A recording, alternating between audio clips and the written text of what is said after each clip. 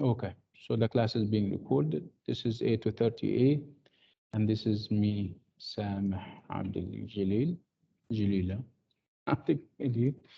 Um, okay, so again, we're doing the romantics, and with the romantics, we're talking about the self and self-expression. We're talking about how the romantic author sees himself or herself in the world, and what role he or she plays.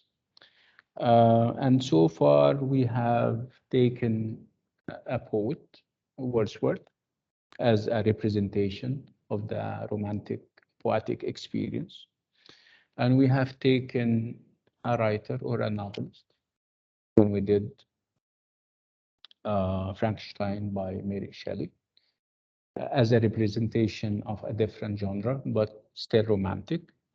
And this time around, we're doing um, also romanticism and romantics, but we're moving away from England or from Britain to the continent. And like I said, the continent means Europe. We're specifically in Europe, we're moving to Germany. Okay. Does it mean that we're doing a different genre? No, we're doing almost the same genre. It's going to be also a tale like Mary Shelley's tale. Is it going to be something different? I mean, perhaps realism? No, we're still doing the romanticism. We're doing romanticism in German literature. Um, but like I said, we're doing a tale.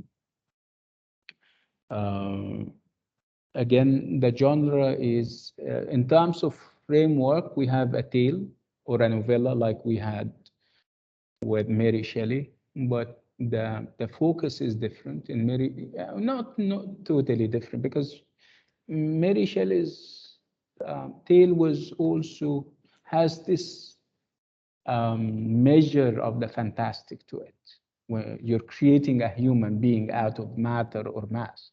Obviously, this is a fantastic idea, right?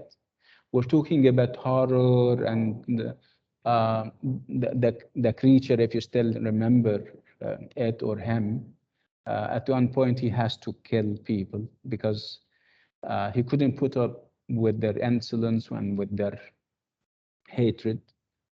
So, and he used to move around through mountains, and this is all a little bit, yeah, and it can be scary, and that would verge on the Gothic. Remember when we spoke about the fact that Mary Shelley's novel has an element of the Gothic to it. So, how about the story that we're having today? Do we have similar ideas? Yes, we're focusing on the fantastic which is typically romantic. We're focused on whatever is strange and weird, and this is also very romantic. And we have this element. Somebody is trying to give life to an automaton, like they say. I mean, you have a doll or a toy, and they are trying to also give her life because she's supposed to be a woman by the name of Olympia. So as you can see, we have lots of similarities between Mary Shelley's novel and Hoffmann's tale. Again, that would prove to us that Romanticism was not an English or was not exclusively English or British. It went beyond the English. Perhaps it didn't even start in England. It's when it came, it swept in the entire continent, France, Britain, and also Germany, of course. So the writer that we're having today is E.T.A. Hoffmann, a very famous German storyteller. Actually, he is a number of things. He is multi-talented. He has different inclinations and gifts. At one point, you will find him um, playing a certain musical instrument. He would move to music and become a music critic, together with being a writer and a novelist. So it's E.T.A. Hoffmann, everyone, and it's fantasy lives. So we have lives, right? Like we had lives when we spoke about Mary Shelley's Frankenstein. So do you still remember how many lives there were when we spoke about Frankenstein? We have Frankenstein, the scientist, right? We have, what's the name of this guy? The guy who saved him. Remember, Frankenstein was about to die at one point, and then came this campaigner who went to the North Poles, also exploring stuff. And of course, you have the creature, right? And their life got intersected and intermixed in more than one in more than one way. This time around, we also have different lives. Um, and again, those different lives revolve around or express the life of the romantic author. We're saying author this time around. We're not saying poet because author is more generic. You have an author, and this author can be a poet, can be a novelist, right? So what we have today is an author that has some kind of split personality. His life is fragmented in the sense that it's not physically fragmented. We don't have halves. Fragmented from the perspective of reason and mind.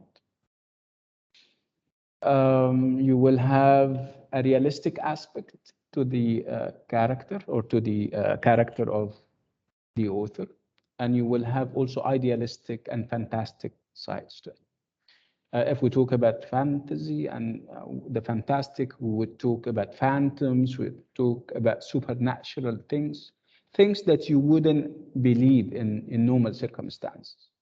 That's why we say that whenever you read the fantastic, whenever you read fantastic novels, novels of the fantasy, you have to suspend your disbelief. You have to momentarily believe that this is happening and this is actual. Of course, you know that this is not. Unless you do that, the whole thing is going to collapse. You don't believe in what is happening. Obviously, you're not going to continue reading. So again, when you deal with the romantics, when you deal with the fantastic as an aspect of the romantics, you have to suspend your disbelief. Okay, so it's Hoffman, and it's the territory of the fantasy, where you are invited to suspend your disbelief. Okay, so what is it that we normally suspend our disbelief about? Can you, Malish, because I'm looking here.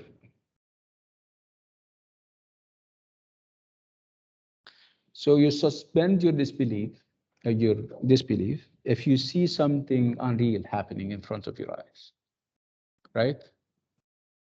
And what is unreal about life? Yeah, and if somebody tells you about ghosts and you don't believe in them, but you have to suspend your disbelief and say, well, have you seen a ghost? What does it look like? What did it do to you, right? What else you have to suspend your disbelief about if you're reading a novel? I'm asking you. Have you ever read fairy tales? Fairy tales? Tales that are fairy, obviously about fairies. Fairies are unrealistic, unreal characters, where you normally have witches. Do we have witches in real life? Right? But this is fairy tale. Sometimes witches do it? They ride, um, they ride what? They ride, what do they call it? A mop? Spells? The thing that you clean with. What do they call it? A mop or something? Mm, They have normally have magic rods? Do we have magic rods in life? no. Habra, kadabra, right? Mm, So no. in order to enjoy the thing, you have to suspend your disbelief. You need to believe that this is happening and this is true, right? So Mm, this is what we're doing, okay? In the novel, in this novel by Hoffman, you're going to see um, a created creature, an automation. You know, remember the other day, and it's more or less like a robot that moves, right? There was a robot, I don't know whether it was a robot or an automated toy, even here in Saudi Arabia, and they give it like passport or something. I think you heard about that. I don't know whether. yeah, it's Sophia, I guess. Sophia, not Olympia, because ours is Olympia. In the Mm, novel, it's Olympia, but here it was Sophia, right? yeah. So if you read it in a novel, you have to suspend your disbelief. Otherwise, you're going to spoil it for yourself. But this is fantastic. This is romantic. And I'm trying to say that you need from now on to equate the romantic with the fantastic. When we talk about romanticism, one aspect of romanticism is the fantastic, is the weird and the strange and the uncanny and all these kinds of things. Okay, right. Why? Why would the romantics insist on having this aspect? Because remember, and for the first time, the romantics are, um, you know, they believe now more than ever in the power of the imagination. Prior to the romantics and before them, people believed very firmly in the power of the mind. So we're moving from the mind to the imagination. And of course, when we talk about the imagination, the imagination is normally equated with dreams. In dreams, things happen that don't normally happen in normal life, right? Fantastic. I mean, dreams are normally described as fantastic, right? And they can be both, can be fantastic in a positive way, and they can be fantastic in a negative way. When you see a nightmare, you climbing mountains, and then you fall down, and you suddenly wake up and say, ah, khair Allah magalu khair. Right? This is what we normally do. Okay? So this is the realm, and this is the territory of the romantics. Whatever is strange, positive, negative stuff. Okay. So, so these are the aims. So we're introducing you to short prose fiction of the Romantic period. So it's the Romantic period still, but we're not in England anymore. Where are we now? Do you remember? Hmm. People online. Are we still in England or in Britain? It's in Germany. We are in Germany now, right? Okay. Mm. Are we moving away from the Romantics? No, not really. No, we're Still, not moving. yeah, we're still doing the Romantics. But instead of self-expression and instead of nature and the beauty of nature and country people, remember all of these things? We are talking about the fantastic. The fantastic in both in its negative as well as positive aspects. The fantastic, when we talk about the fantastic, we talk about ghosts, we talk about nightmares, right? We talk about phantoms, things that you see, but other people would say, what are you looking at? You not see, I mean, they obviously cannot see, but you as a romantic persona, you see things that are not actually taking place. So it would move you to the verge of madness. The romantic self here, the romantic author, is more or less like a mad or a crazy person, because crazy people see things that we don't normally see, right? So we're going to introduce you to a short prose fiction. And we're saying fiction and we're not saying novel because it's not a novel, because it's not long enough. And we're saying fiction because it's not a novella, because it's, again, you cannot describe it as a novella. It's more or less like the generic word tale. It's more or less like a tale. So it's a short prose fiction, fiction that is written in prose. What is the opposite of prose? You either, we speak in prose, right? What would be the opposite? When people write things, they write either prose or poetry, poetry and poems and stuff. So Wordsworth wrote in poetry, obviously, right? But Mary Shelley wrote in prose. It was fiction. This time around, we also have prose, right? Is it long? No, it's short, right? Short prose fiction of the Romantic period and about the Romantic. So we're going to continue exploring how Romantic writers depicted themselves, how they portrayed themselves, and how this fed into subsequent representations of them. So the Romantic author is so obsessed with himself or herself, which is very strange. You normally have a writer talking about other people, right? But the Romantic poet, I don't know whether this is selfish or not, they focus on themselves and what happens around. They are the center of their own worlds. They create worlds where they are at the center.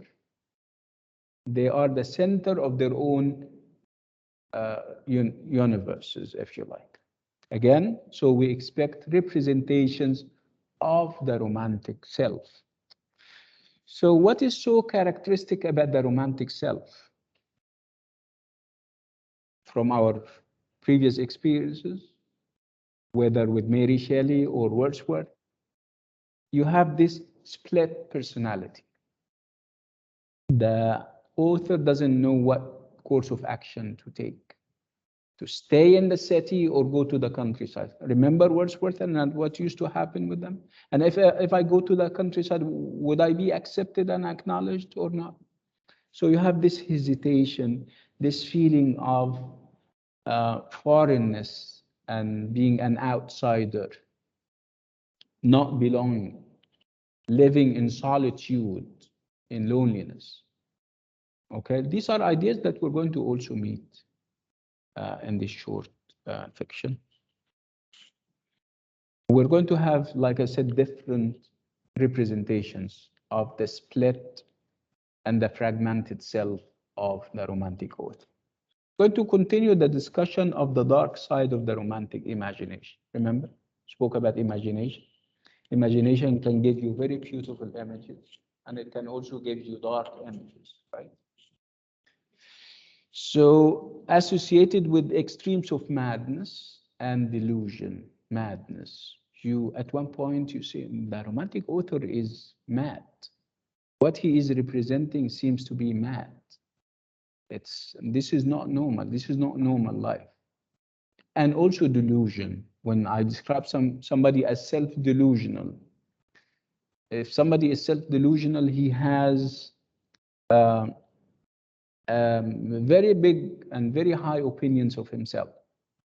I am this and that, I can do this and I can do that. But in actual fact, he cannot, or he does not have all the powers that he claims he has. So delusion is to deceive yourself. Sometimes you deceive yourself knowing that you're deceiving yourself. and sometimes you are unaware. Happens, right? So consider the depiction of women in relation to romantic genius. So where does women fit? If the world is the world of the, for the most part, the male romantic author. So if there are women, where are they? Are they also at the center or on the margin? Center, you know the difference between the center, if you are in the center of things, and if you are on the corners of things. Which is better, to be in the center or on the margins, on the corners? And what does it show? If you are the center of my interest, is it good or bad? The center of my attention, this is good. Okay, but if you are on the margin, it doesn't mean that I'm not focusing too much on you. Okay, so we need to see where women fit. Are they in the center or on the margins? Are they active players or just there to, kind of complete the picture? The picture has to have women, so I put them in the background. Okay.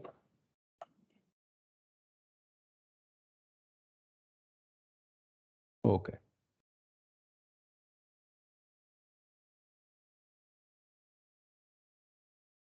There is a bit, because we're normally with the romantics, we um, normally mix between their biography, their actual life, and what happens in their novels or in their poems. So a bit of history, a bit of biography about Hoffmann can serve us well. So how much do we know about Hoffmann? When did he live and when did he die? You're going to find, of course, I told you that he is German. At the time, it wasn't called Germany. It was called Prussia. And Prussia was parts of Germany and Poland, and I don't know where else. They were put together under the name of Prussia. And Hoffmann was born there. He was born at the time when the other romantics in England were born. He was born in 1780 something or 70 something, and he died in 1820, 20 something, okay, which is almost the same period when the other romantics were alive and kicking, Wordsworth and Shelley and the other. Again, this means that they were influenced and affected and impacted by the same climate of ideas, by the same political events. Remember, at the time, this was the time of the French Revolution, and what happened after the French Revolution, and then Napoleon came and he conquered all of Europe, and he was on the borders of Britain or England. Okay, so what is the influence of Napoleon? Napoleon was welcomed by some Europeans as as a conqueror and as a great military leader, and of course he was hated by other people who believe that he is macho, that he is maverick, and that he is a destroyer. Okay, so did he reach Prussia? Yeah, he did reach Prussia, and of course he will go there and his military people as occupying forces. When you have an occupying forces occupying a country, you don't expect them to treat people nice, right? Okay, Hoffman was there at the time. He has to escape and flee from one place to another. Every time he moves from one city to another. I mean, the French occupying forces are occupying the city where he is. Again, and this is actually one of the differences between him as a romantic and the English romantics. The English romantic heard about Napoleon, heard about the threat of Napoleon, but they didn't feel it. Napoleon didn't invade England, did he? He didn't, right? So his experience, the Hoffman's experience is more realistic. He has seen the thing. He has to flee for his life from one place to another. Would that affect him? Oh, absolutely, right? Um, Again, did he start Romanticism in Germany? No. He is a culmination of German Romanticism. Culmination means that he he came when Romanticism was in full sway. Everybody was using romantic themes and ideas. So he was part of it, but he didn't initiate or start it. Okay. Again, the focus in German Romanticism was on this idea of the uncanny, the idea of the weird and the strange and the fantastic.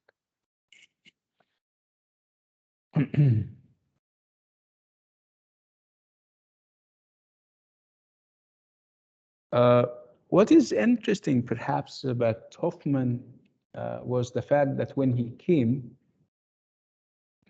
it is true that when he came, Romanticism was there before him, but he started Romanticism in tales and stories. Perhaps the focus was on poetry and romantic poetry in German.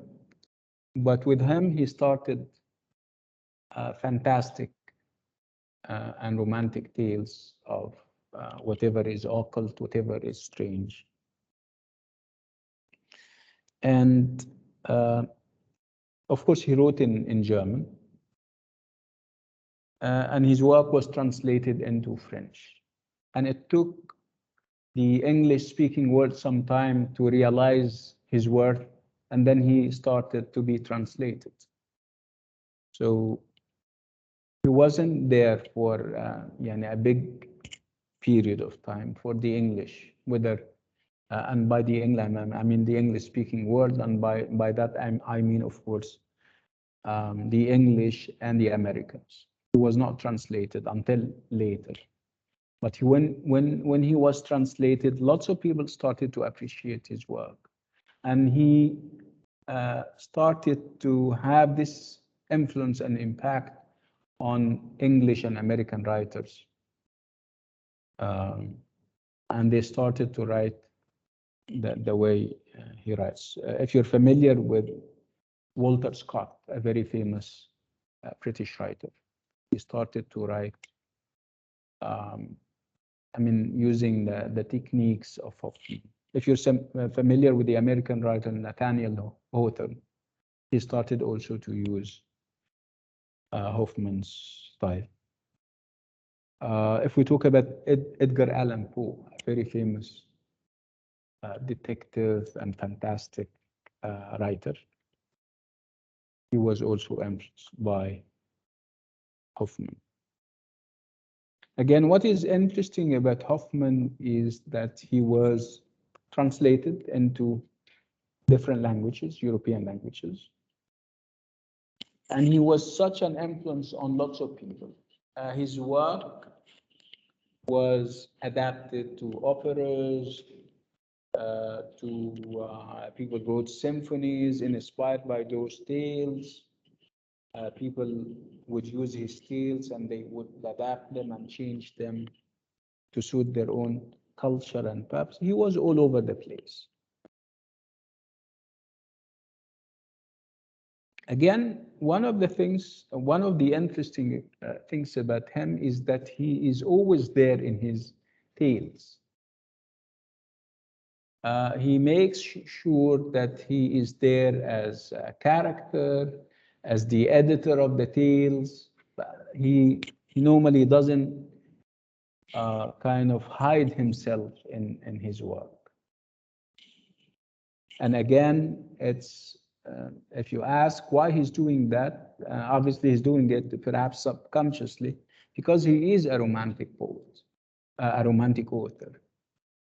And romantic authors, like I said, they want to be there all the time. They have those delusions about their abilities. The fact they have to be there. They have to impose their presence on the works that they produce. I don't know whether this is good or bad, but this is one of their trademarks. This is one of the things that we know about them.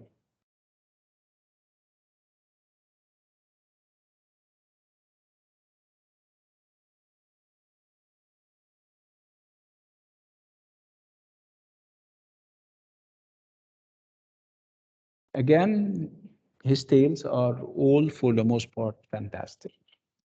And they go also under fantastic names. The name has this idea of fantasy to them. So it's either fantasy or dark and night pieces, for example. Again, because there is a great deal that is dark about his work.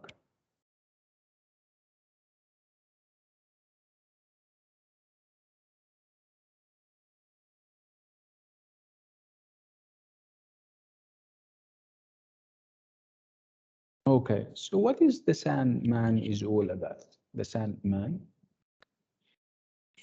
Uh, I mean, have you, by any chance, come across this novella or tale? Does it ring any bells? Have you read it at one point? What do you think? The Sandman or the Sandman? No, obviously no, right? Which is fine. Um, Again, do you know the story of the Sandman or the Sandman? What is the Sandman or the Sandman? Should be. I don't know whether this is on the first or the second set.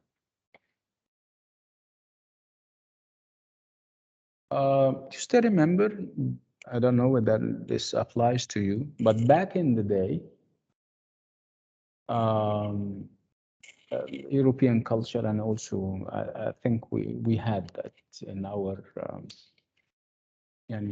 childhood. When a mom wants to kind of um, she tries to put her son or girl to bed and they don't relent. They normally no, they want to stay up. And sometimes they call yani, they threaten him saying that if you don't sleep, um, a ghost it comes with different names will come and perhaps pluck your eyes or put something in your eyes. In our culture, they used to say Abu Zababa. Are you familiar with it? Have you heard this word? If you don't sleep, Abu Zababa is going to come over and pluck your eyes and kill you and stuff like that. Yeah, like I said, it comes with different names. It depends on the culture. So do you have Abu Zababa in your culture? Just to remember when back in the day when you were kids and you don't want to go to sleep and your mom would try to threaten you by saying, if you don't sleep, something is going to happen. The Afrit is going to come over and people online, don't you have that؟ يعني أنا الوحيد اللي طفولتي كانت مشردة. Okay, good. You're getting the idea? Okay, so Sandman here is a cultural icon, and it's a character, a fictional character, that moms would invoke in order to threaten their kids if they want to go. And what he does, he I think puts like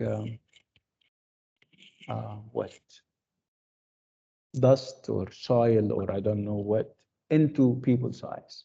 So when this happens, what happens to the kid if dust or soil is thrown into his or her eyes? Is that good? It's very scary, right? So if my mom says that if you don't go to bed, I'm going to call Abu Zababa and it will come and throw something into your eyes. Scary, right? Okay. If mom keeps doing that, is that a good thing to do? No. This is going to create what? It's going to be traumatic. Traumatic means that I'm going to grow up remembering all the time Abu Zababa and the Sandman and what may happen if I do something wrong. So it's not anymore about going to bed. It's all the time about me thinking of what may happen to me if I do something wrong. Are you getting the idea? And it becomes, it may affect my character and I may turn into a coward. Coward means I'm not daring, I'm not courageous. I don't want to do stuff that has challenges because I'm fearful of the results and the consequences. Because I always remember that if I do something wrong, Abu Zababa will come over, right? The Sandman, in other words. Are you getting the idea? So, what kind of character and what kind of personality will I have later in my life? What do you think? Is that good?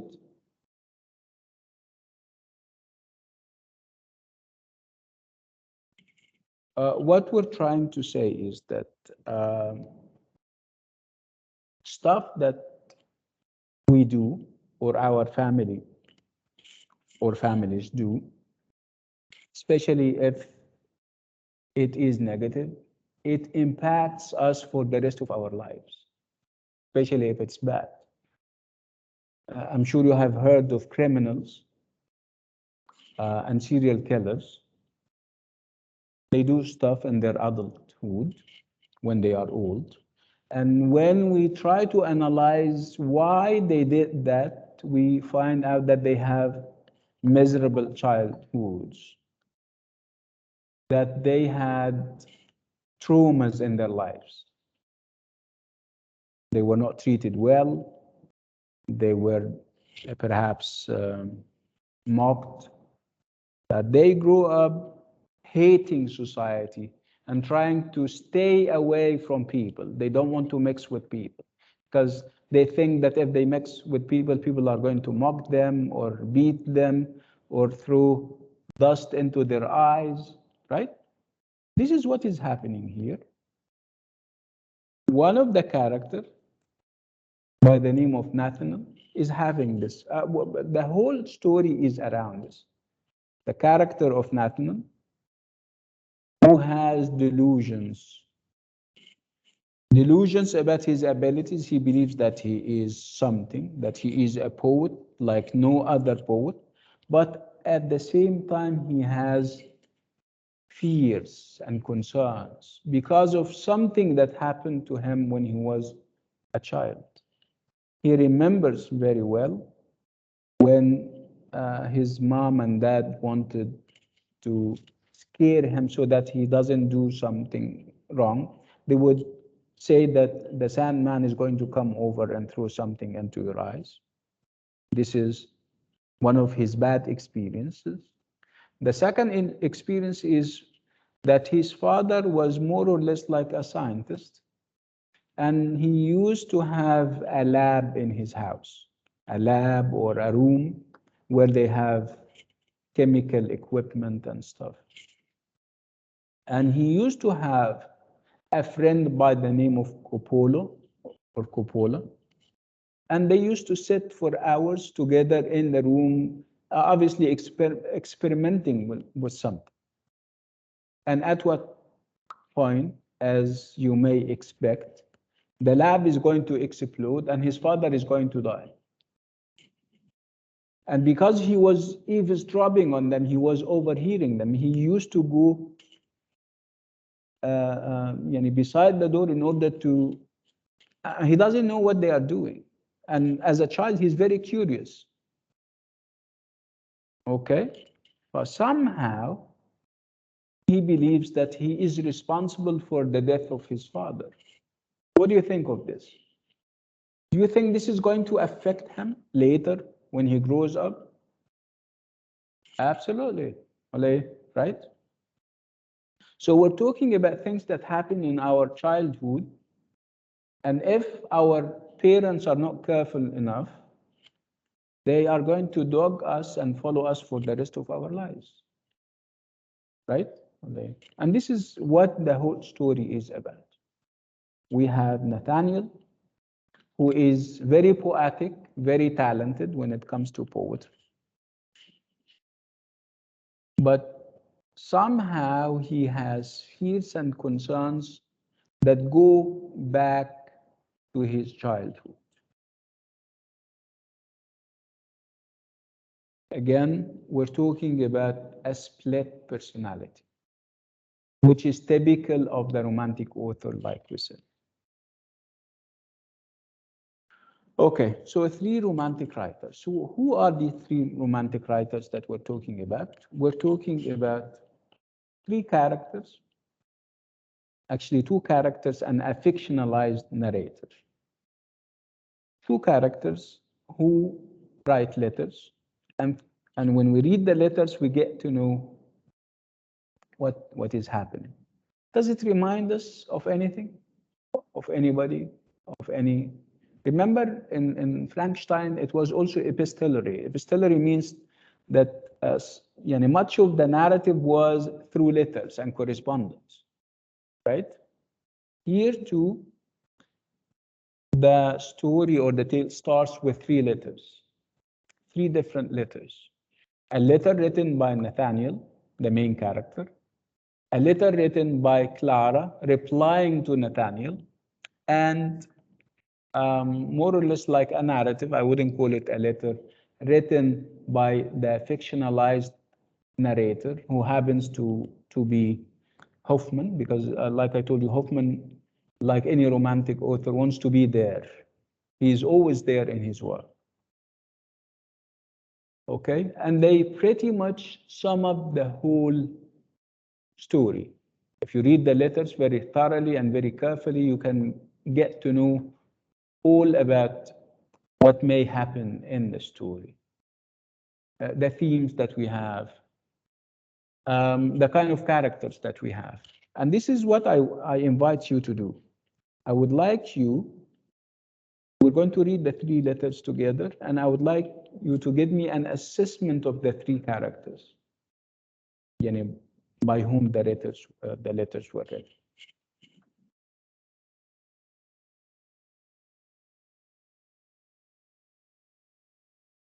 You may want to take down notes.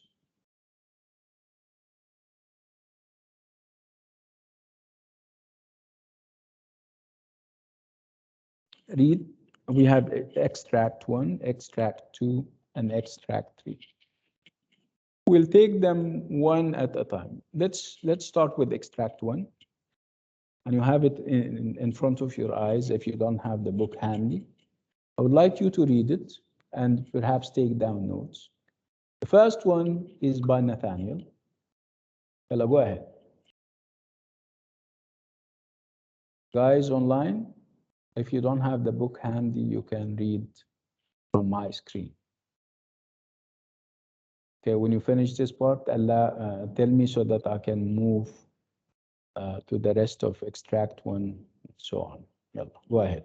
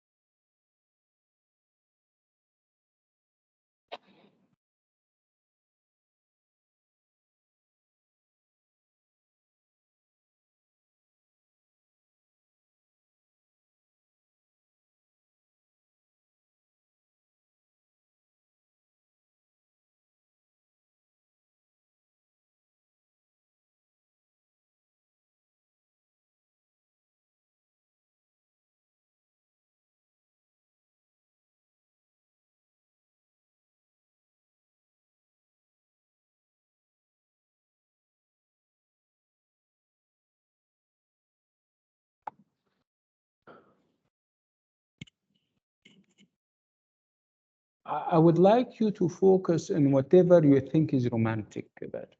Remember, talking about the self, or talking about the romantic writer who believes that he is absolute, that he is brilliant, that he is amazing.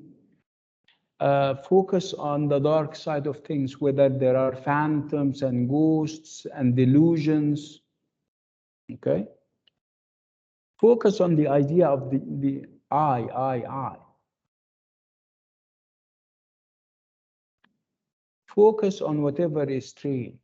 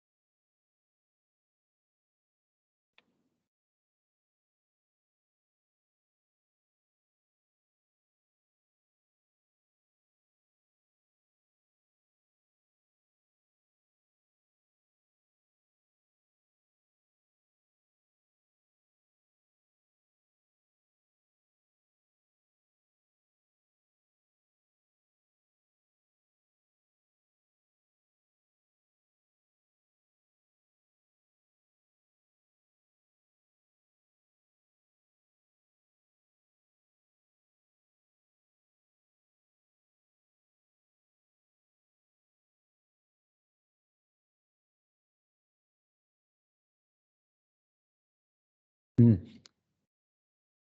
Can we talk about it? Are you done? Done? What's your name, Malish? Rima. Rima and Dima. Yeah, you guys rhyme together. Dima and Rima. Okay. Can we talk about it? So have you kind of underlined or highlighted anything?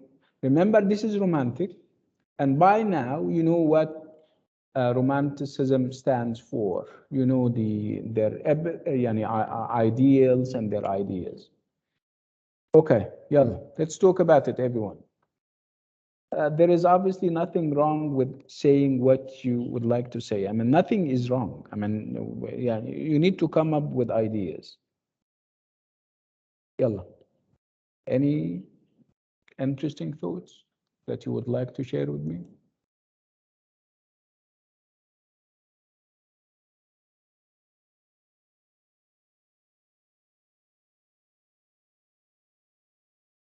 Hmm. No. Sure. Yeah, go ahead. Maybe the What's your name? Dania. Dania, hi, how are you? Yeah, I'm fine, doctor. Thank you. Maybe the ideas that are presented in the extract are like huge and complex because there's different lexes that are being used Hmm. that are quite like strange, but like it's also found in many fairy tales. Hmm. Yeah, okay, that's interesting. And it's very detailed and descriptive, Mm. the way how she's thinking or he's thinking, and how she dealt with a He. certain This is Nathaniel. It's a he because the gender can also matter. yeah, in the way how he's like dealing with things and situations. So it's pretty much detailed with like huge new lexes that describes the situation pretty well, and there's lots of versifications and metaphors that are also used, not just like in Yeah. poetry but also in prose as well. Yeah, which kind of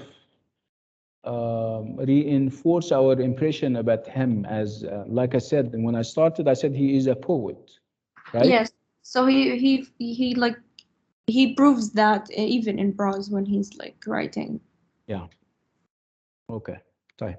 Any other, Rima, would you like to say something? No? Okay.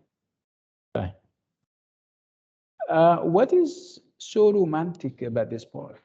And by romantic, I don't mean like I always say. It doesn't mean that we have a love story, right? There is obviously more to romanticism than just love stories.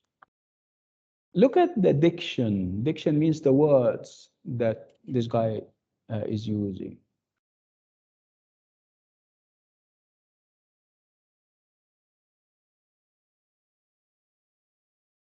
When he says, for example, the fatal memory of which I am vainly struck.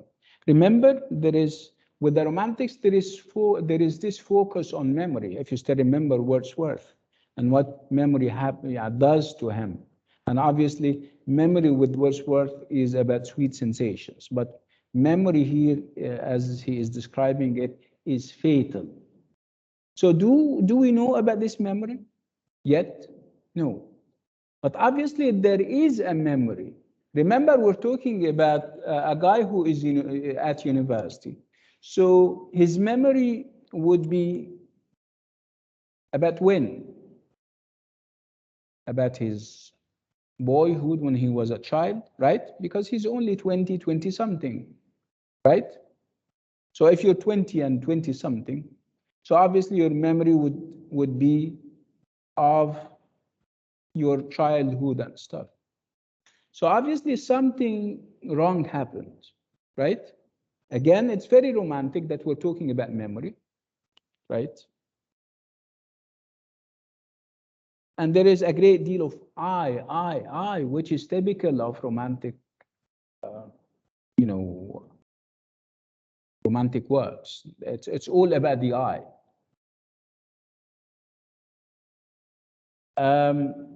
And he's talking also about being a superstitious fool. You know, superstition, when you believe in ghosts, when you believe in things that do not normally happen in life. And this is also romantic, right? Do we know what happened to him? No, right? Yet.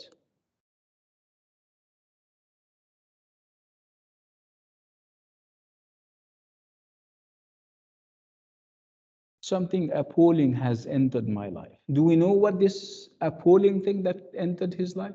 No, not yet.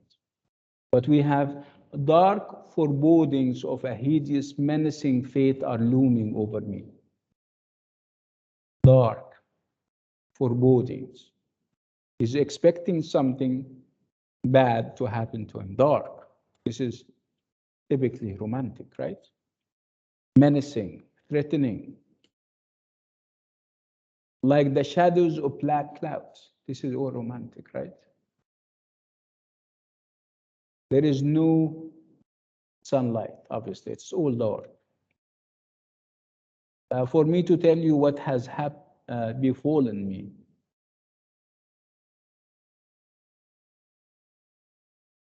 So how am I ever to convey to you that what happened to me a few days ago has indeed managed to devastate my life?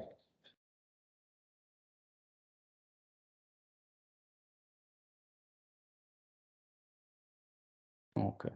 Look at what happened so far. It's a situation. What happened? So a few days ago, at 12 noon on October 30th, to be precise, a parometer seller entered my room and offered me his wares. Okay, a salesman came to him and he wanted to sell him something. I threatened to throw him downstairs. Do we know why? When a seller comes to your door, you get that scared and you decide to kill him or throw him out of, I don't know. Obviously, he's overreacting. Unless and until we know uh, what actually triggered this kind of reaction. Perhaps he has something. Perhaps when this guy came and with whatever things that he is selling, he reminded him of something. Okay, so it remains to be seen. But as you can see, we're talking about a guy who is what? Obviously, he has issues and problems. He's not stable. And judging from what we have read, we don't have a stable personality. Somebody who is mentally disturbed, which is typical romantic because the romantics were all about that. They used to do drugs. They used to, I mean, Hoffmann himself was a very heavy drinking individual. So with drinking and with opium and drugs, they fly away from the here and the now. Okay, let's move to the second extract. I would like you to read it, and perhaps you want to compare it to the first one. This is written by Clara, and Clara is obviously a lady, right? So the first one was written by Nathaniel, okay, and the second is written by Clara. So read what Clara has to say. Again, it's always good to compare and contrast between the two.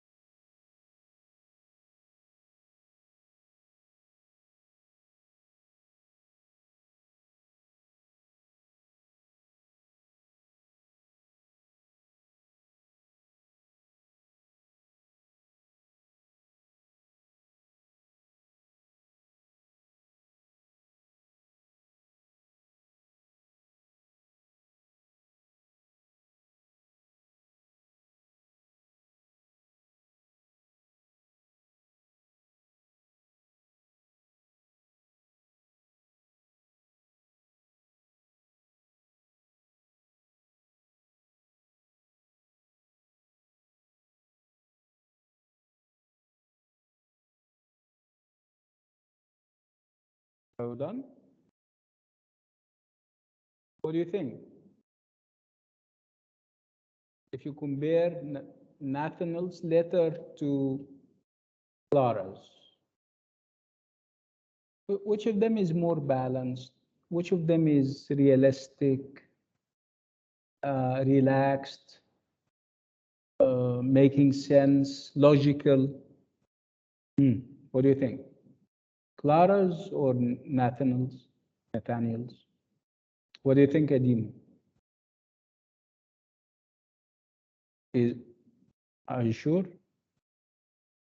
The second one is by Clara, by the way. Obviously, Clara is reacting to what he said, right? Um, did she say that, yeah, you're right, you should be fearful of this and that? Um, what is she trying to do? Is she trying to calm him down? What do you think?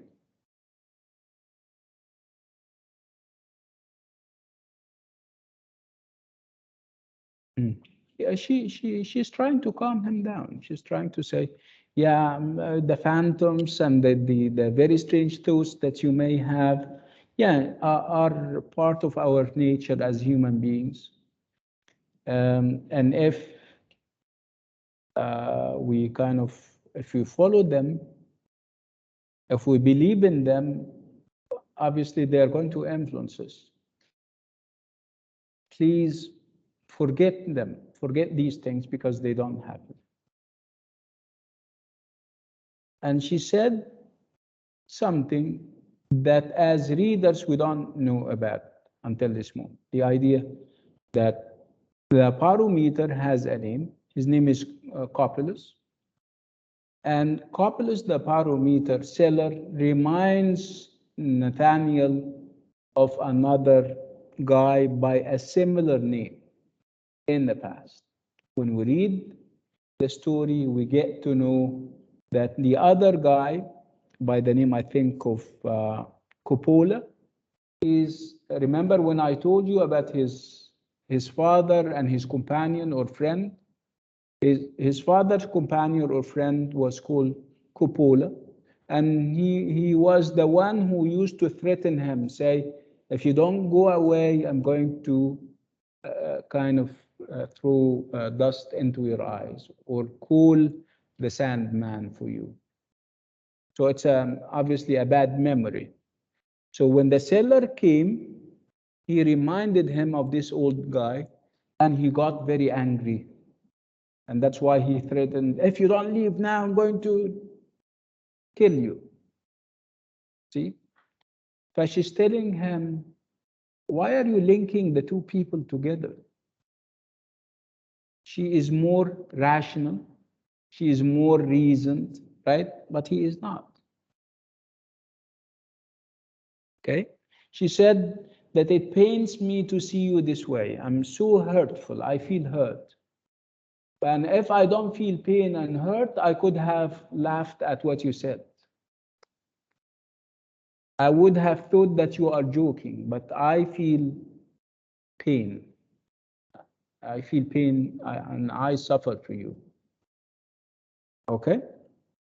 So again, the story is you're getting bits and pieces. You get to know that there was something in his past that is affecting his present.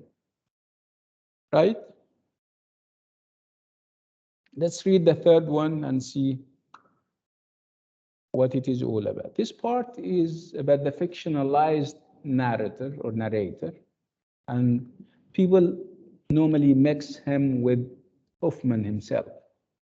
Read and see what he has to say. Yeah, go ahead. But the way it's a little bit long, so you need, if you're reading from the screen, tell me so that I can scroll up or down.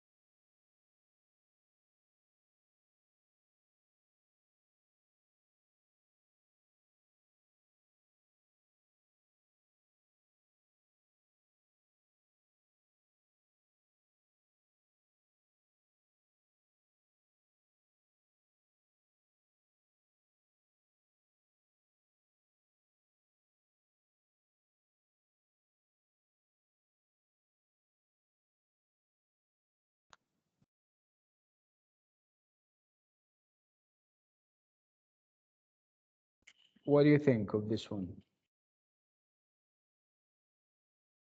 Is he as upset and angry as Nathaniel, for example? No. Who is he here? This is more or less the author himself, right? The romantic author, to be more specific, because the romantic author is not like any other author, right? He has this overwhelming view of himself. He believes that he knows what other people don't. He has a vision. He is visionary. So obviously, not all of us are visionary, or we can't be. It's only the selected few, if you like. So he believed, the romantic author here believes that he is a visionary. He sees what other people don't, right? And when he talks about his imagination, he talks about what he calls radiance, and radiance is light, of course, right? Let me get that.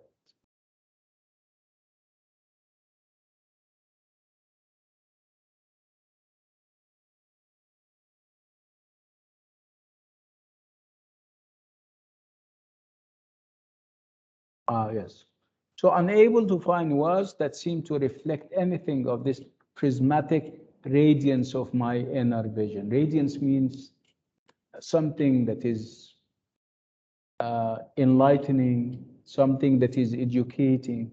So again, here you can see the romantic author at work. He strongly believes in his abilities and in himself.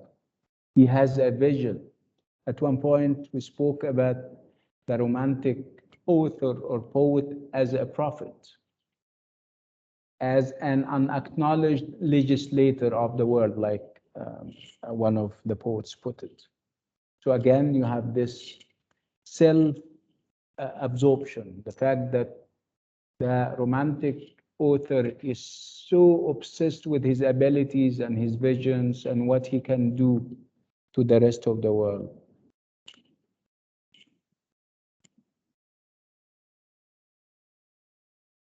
Okay, are you getting the idea? So this is the blueprint of the whole story, the skeleton of the whole story, where, as you can see, we have Nathaniel as the main character.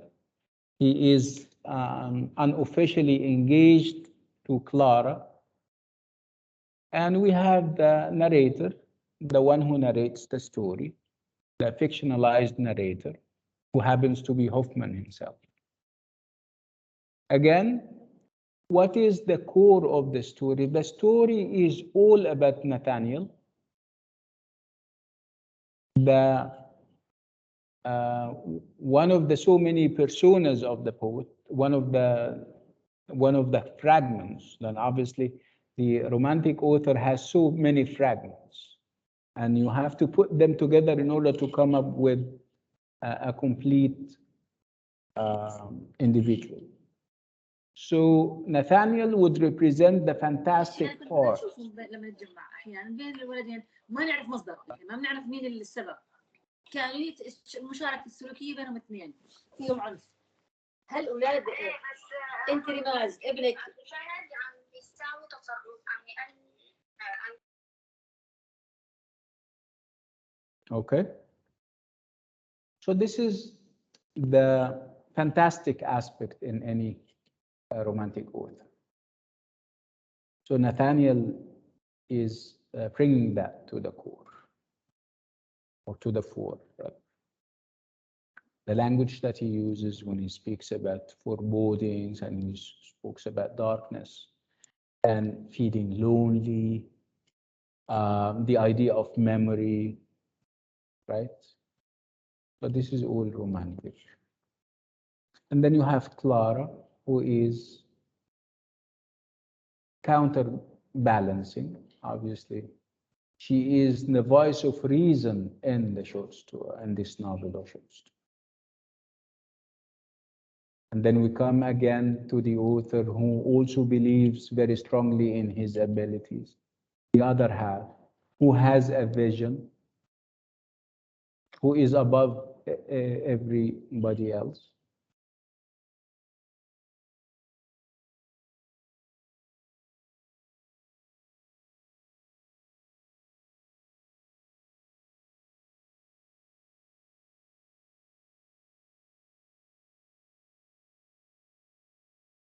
So in each of these three fictional personae, we have a construct of the romantic writer. Everyone is giving us an aspect of the romantic writer, whose imagination has in some way exceeded their control.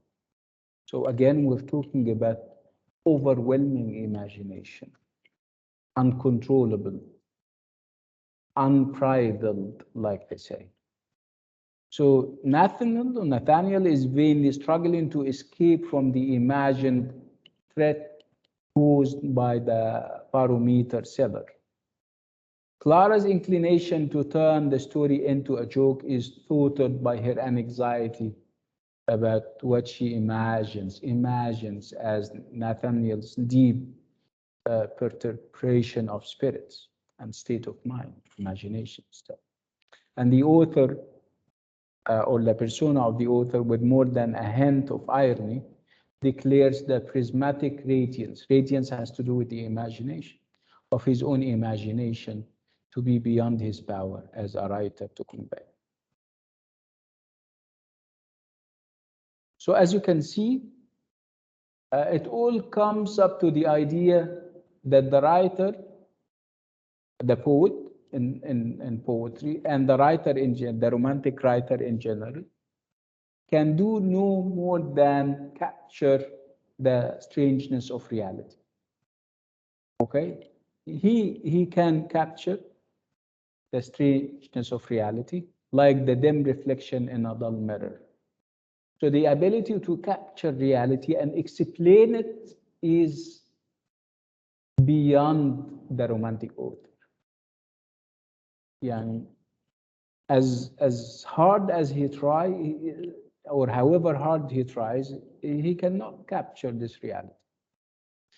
Again, it's about the idea that reality and the truth has different aspects, and you can not all of us can capture reality. Everyone is going to give us a piece of the puzzle. Reality is a puzzle, and we need to all contribute to the resolving of this puzzle. No one is capable alone to kind of solve the puzzle that we call reality.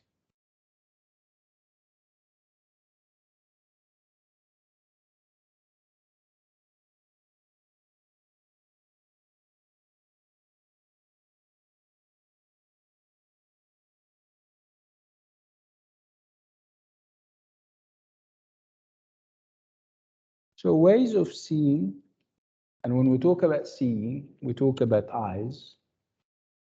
And there is, of course, a pun or a play on the word eyes, because it means, so eyes are your way of seeing the world, of seeing the physical world, right? You need eyes to see, right?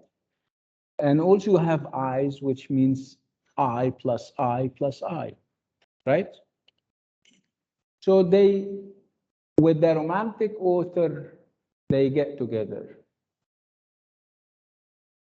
You need the very affirmative and assertive I of the romantic author. I. It's always I, right? And you also need his eyes, because with his eyes, he sees what other people cannot see. And seeing is believing, like they say, right? They say seeing is believing. You see things with your eyes, and you make, it gives you the perceptions that you may form.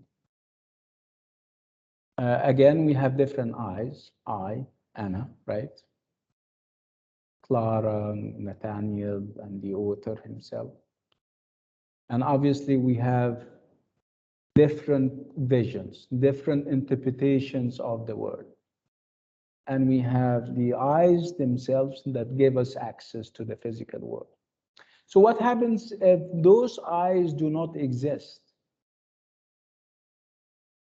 If they are empty sockets, can you have access to the outside world?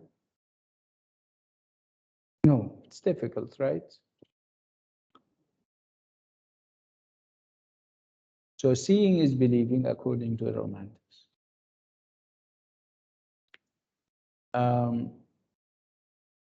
According to them, you cannot exist if you don't have eyes.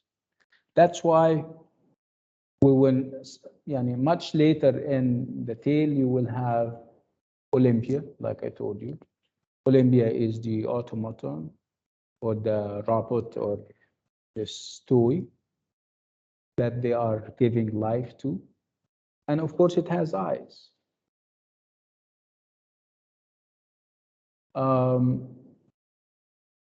In order to kind of wake him up from his dreams, the inventor of this Olympia is going to pluck out her eyes, and he's going to hit to give him a reality check, like they say.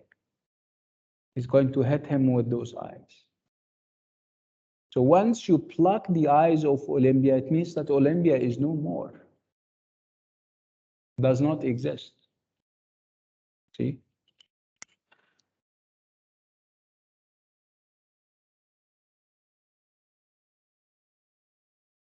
So there is going to be a great deal of talk about seeing, having a vision. Okay? Again, because of the stress on the importance of seeing things so that you can appreciate them, so that you can form worldviews and assessments based on what you see. To make perceptions, you have perceptions about the world through your eyes. So you may have registered, we read the 3 letters and the 3 extracts, and we have seen that words like seeing, sight, and vision form a prominent strand of connecting imagery. Imagery is about seeing things, right? And you will have words that give you this sense of seeing. When Nathaniel, for example, wishes that Luther could see for yourself, right? When we talk about darkness and dimness and stuff, these are things that you see with your eyes, right? When you see the authorial figure talking about vision, talking about radiance, prismatic radiance, these are things that you also perceive with your eyes.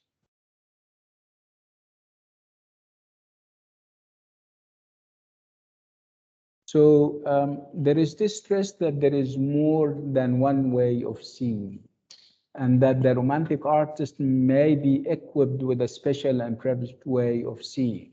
So everybody sees, obviously, because they have eyes.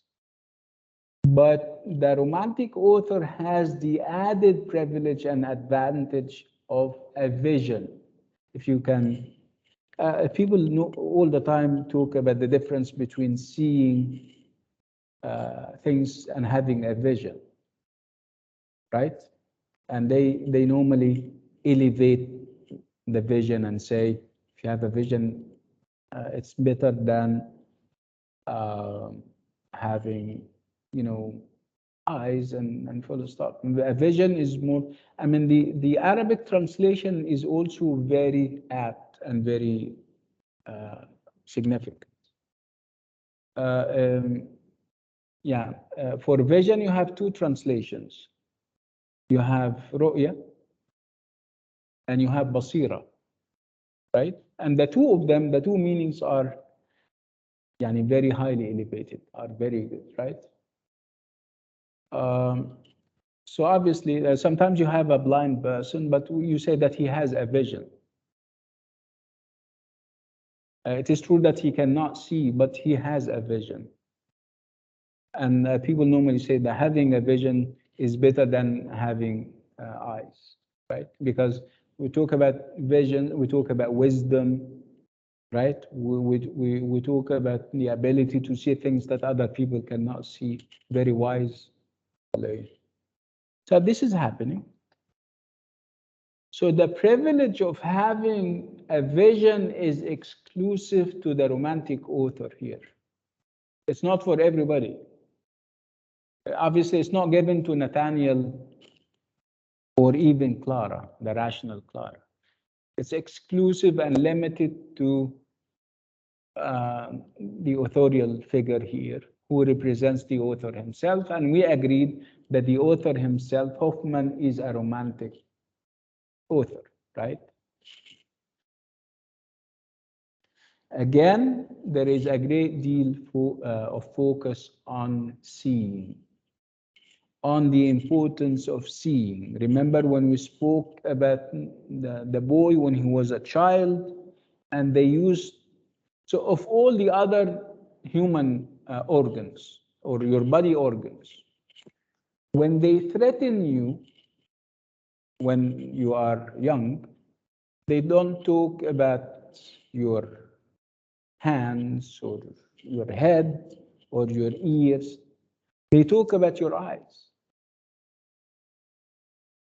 They threaten that they may do harm to your eyes because obviously you can, kind of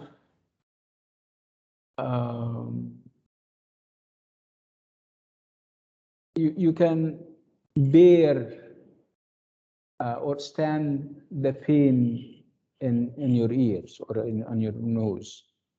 But with your eyes, it's two things. You feel, you suffer, and also you suffer and you also cannot go around.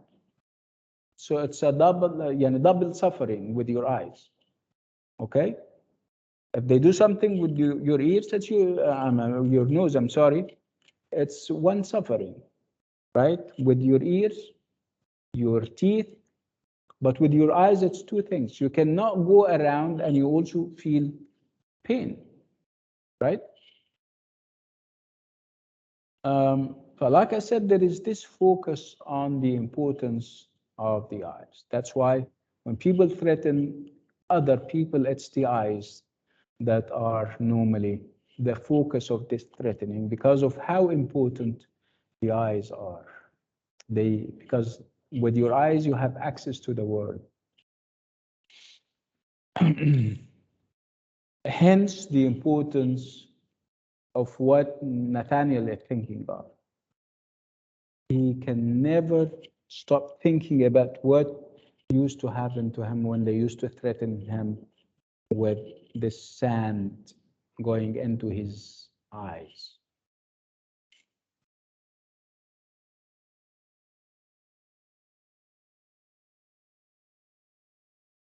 Do you have any questions, Uma? People online? You guys have any questions?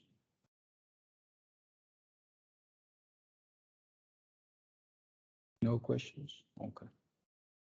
Are you sure that you're there? And I'm starting to doubt that you guys are online. Because you don't talk at all. Stony silence, like they call it. Okay. Right.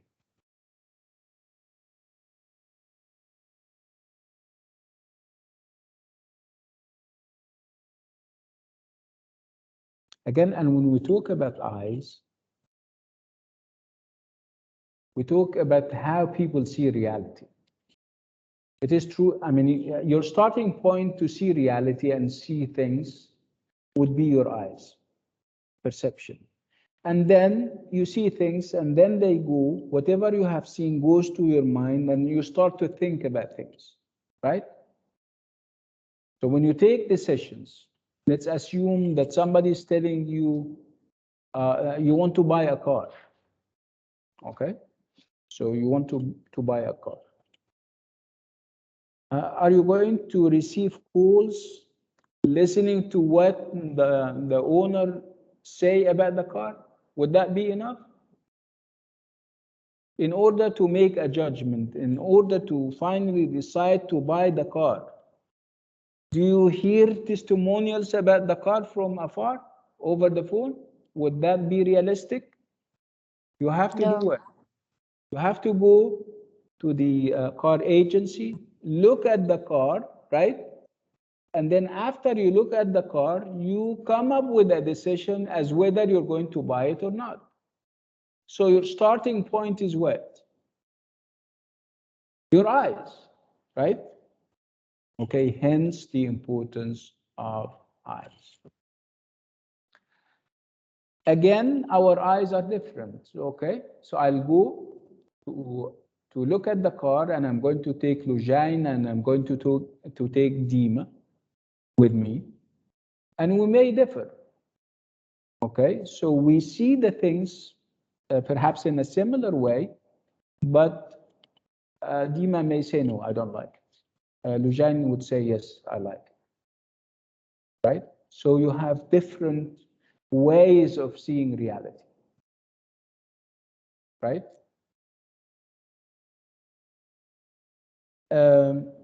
Again, if we go back to the seller, the barometer seller, this seller was also selling, spectacles. Spectacles, and they are obviously like magnifying spectacles. They bring stuff nearer to you. If I have a spectacle, things become clearer. Sometimes, this is a pair of spectacles, glasses. What do I need them for? What do they do?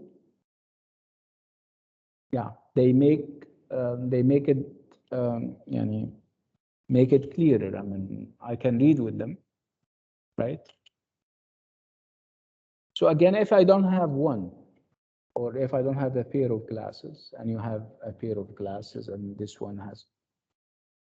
So if I don't have a pair of glasses and my eyes are weak,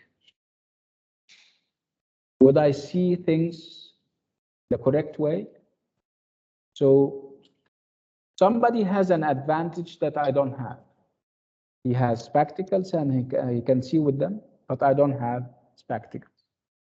So are we going to have the same impressions about things that we see? Obviously, the one with weak vision is going to, No. it's going to be different. Again, I mean, reality in the outside world is the same, but we see it in different ways, depending on how we see reality. And obviously, we differ. Somebody has spectacles, some other person doesn't have, somebody has strong vision. So it all comes down to the idea that reality may be one, but our perspectives are different. Okay?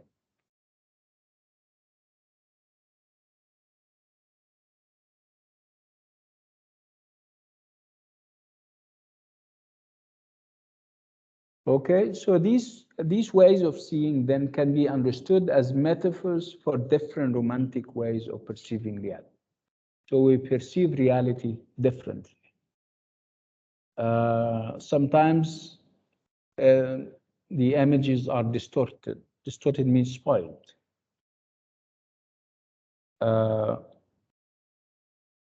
So perception is vulnerable to the vagaries of individual subjectivity. And also, we see reality in a subjective way. We see things, we know that what we're seeing is this, but we insist on saying stuff that we haven't seen sometimes. Sometimes our assessments of things and evaluation is wrong, and sometimes it's purposely wrong. Again, it would come down to the idea that our interpretation of reality or interpretations of reality would differ.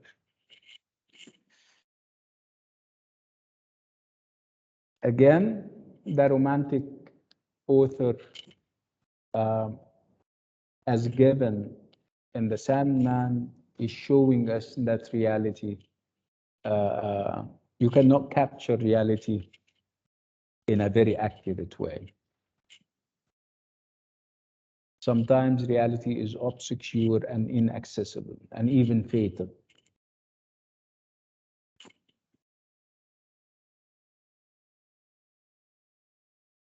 I think I'll stop on this note so that I can give you your marks. I need to give you an extra class. Lano, obviously next week is off, right? So we need to meet sometime this week so that we can finish everything. So would tomorrow be fine with you, Agama? Tuesday? The same time, 12 p.m. Let me check. I don't have anything at 12.